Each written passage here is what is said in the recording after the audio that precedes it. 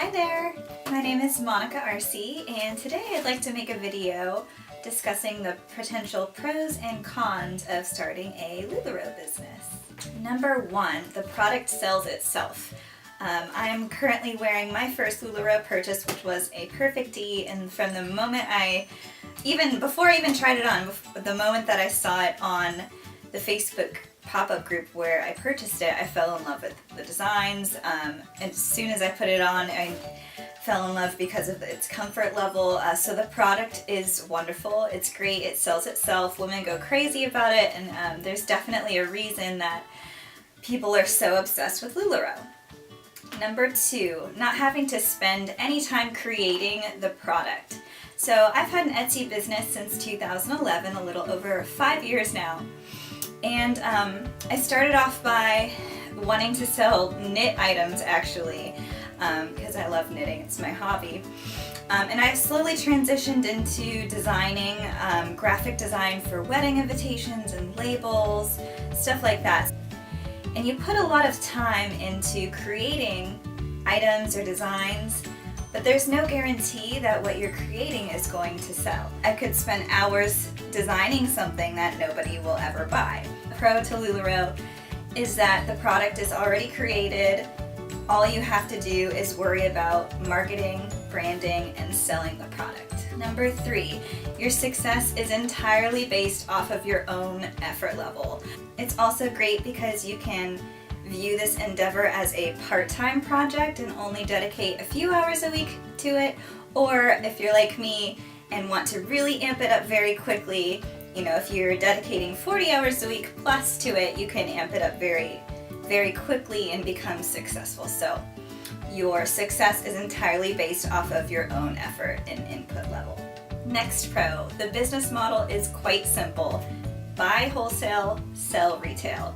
Doesn't really get much easier than that. You put an investment into your inventory, but every penny you make back at your pop-up sales, your boutiques, your Periscope parties, your vendor events, all of that money is going back into your pocket.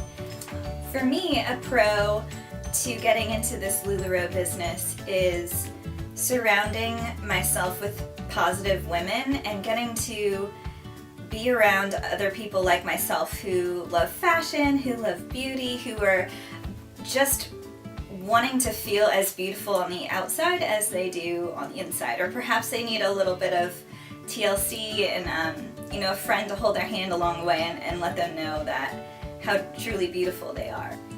One thing that I've really struggled with doing my Etsy job full time is it's left me isolated. So I spend a lot of time at home. There's not much motivation to get out of yoga pants or put on makeup or do my hair. And that's something that I really used to enjoy when I worked at the bank and I had a normal job. So I think just in and of itself, being in an industry that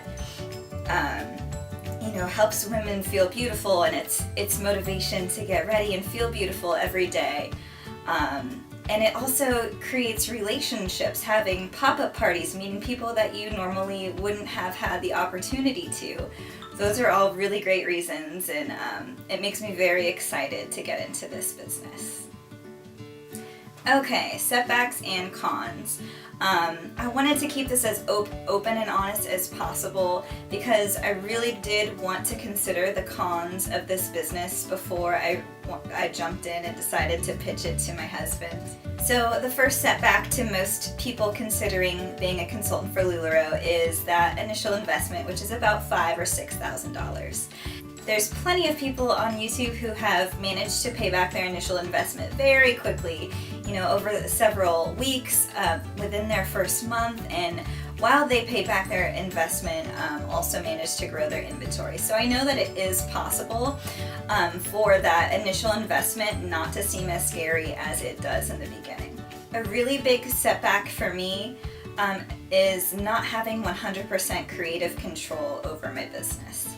So especially having had my Etsy shop, I've had 100% creative control. I've been in charge. I could name my business whatever I wanted.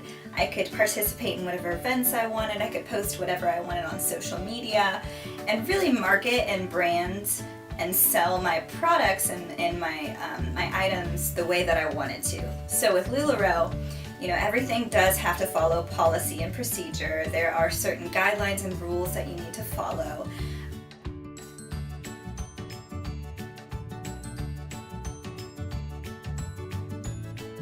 So another con, which I'm not particularly fond of, is having to be available a lot of the time.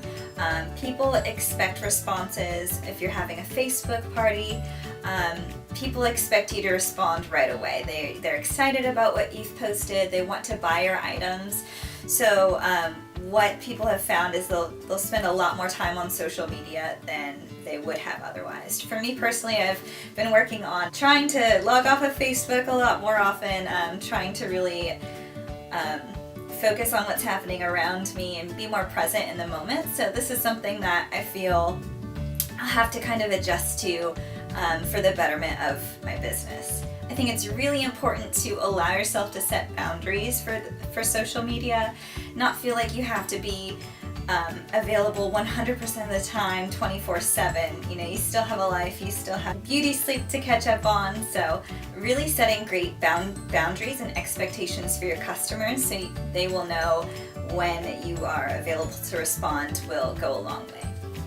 Something else to consider is the amount of storage you'll need for your inventory. The initial investment is about 300 to 350 pieces. I've seen a friend recently get her initial inventory and it is insane. She got 7 huge boxes full of product, and already her dedicated Lula room is overflowing with inventory, which is wonderful. But if you're really interested in scaling this business and having it become a full-time income and really making a lot of money, you're going to need to grow your inventory quite a bit. So a lot of successful consultants will have upwards of 1,000 pieces plus. So just consider how you're going to store your inventory, what's going to be the most efficient way for you to use the space that you have. What if it doesn't sell? I know this was something that my husband was concerned about when I pitched my LuLaRoe idea to him. And this is something that, everyone should consider the possibility of. I know it's a big fear for everyone starting a new business. What if the item that I'm investing $5,000, $6,000 in doesn't sell? Almost everyone that I've spoken to personally, and I know a lot of people here on YouTube as well, regret not buying more initial inventory. So it is definitely scary.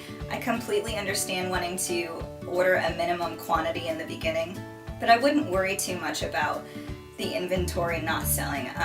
Someone told me you could literally take pictures of the clothes on your carpet floor at night with your iPhone and you'll still get sales. Now, if something does come up, a hardship, or this business venture doesn't seem like you, something to consider to get out of the business is a lot of the times other consultants will be willing to buy up your inventory. So don't feel as though you'll be stuck with it should anything happen. You could always do a going out of business sale to earn, to break even, or even earn a little bit more than what you initially paid, or another consultant might be willing to buy back your inventory. So those are a few of my pros and cons, just based on the notes that I wrote down when I was brainstorming here, whether or not this business venture seemed like a good fit for me. I hope it helps you consider and weigh your options when deciding if you would like to start your own LuLaRoe business. Stay tuned for more videos. I just submitted my paperwork to Onboard about a week ago, so I have a couple of months ahead of me to really stay focused and plan how I'm going to prepare for my initial launch. Thanks for watching. Catch you in the next one. Bye-bye.